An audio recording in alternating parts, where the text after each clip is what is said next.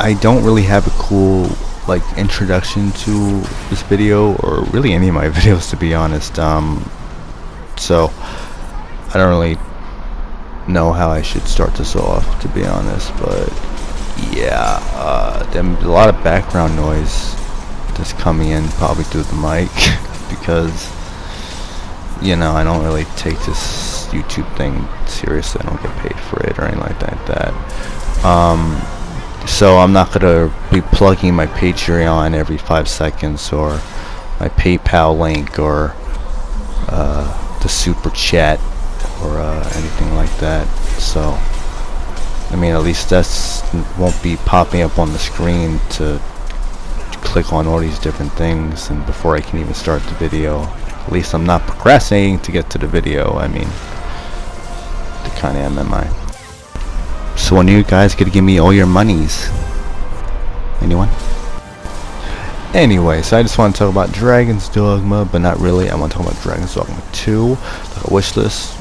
It's just pretty much what it is. It's like a wish list video. So you've seen that before, you know what this is, then yeah. I believe I've done these kind of videos before. I don't really remember. I don't keep track, but it really doesn't matter anyway because it's different kind of video. So on a different wish list. So anyway, in regards to the original game, I think it's a great game. I think people should check it out. It's available on a number of other platforms. I would definitely recommend to stick with the one that, the PC, the PS4, Xbox One, and Switch versions of those, opposed to the 360 and PS3, because those are older and aren't gonna look or perform as good for the most part. Anyway, and you probably get it cheaper, I think. I don't know. Who knows? So, anywho. So, yeah, Dragon's Dogma 1, really good game. Check it out. And, in regards to that, I think what was really strong about the game was the flexibility of the combat. And yeah, eventually you hit a brick wall when because, like every other game, you can't, infinitely be getting, more additional moves and skills and so on and so forth. Eventually you'll just level up as much as you can. Anyway, so I thought that was really cool in regards to the combat and how flexible and fun it was.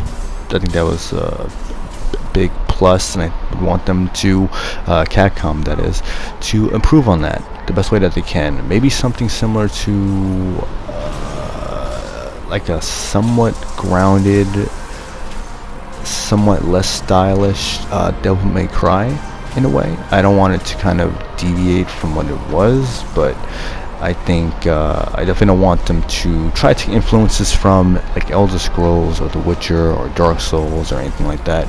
I rather them, I guess, if anything, take more influence from what they've done, but also try to be its own thing as the best way that they can.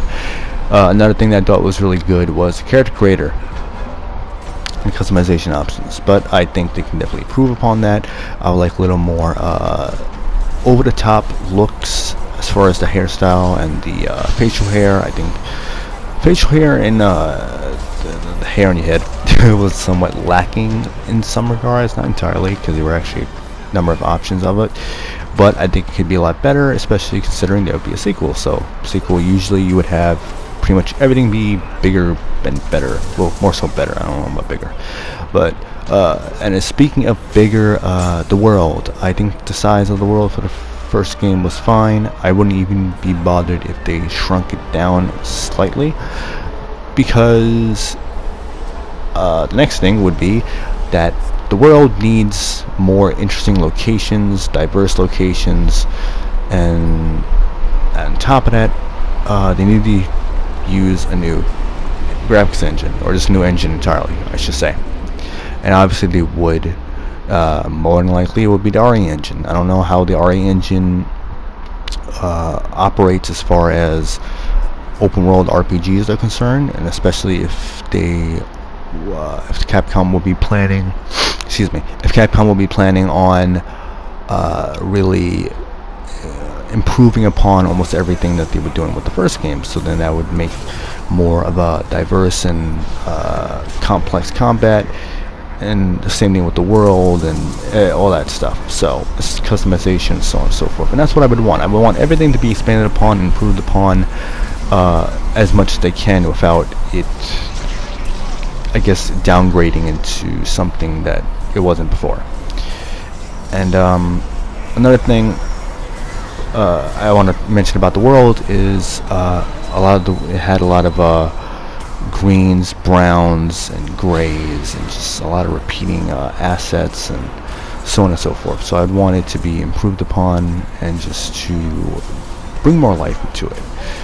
I'm not expecting, a million different regions with the whole environment looking different entirely, but just spice it up a bit, I guess I should say. So I guess the last thing I would say that I would want within the sequel would be involving the world and the characters, specifically the NPCs, and also the characters who would be quests, or the characters who would be around. In regards to quest characters or anything like that, maybe people you escort, because there are a lot of those missions that are optional within the regular game. Maybe they could assist you, somewhat similar to how guest characters worked in Final Fantasy XII: The Zodiac Age. I don't know. I believe they also assist you in the original Final Fantasy XII, but anyway.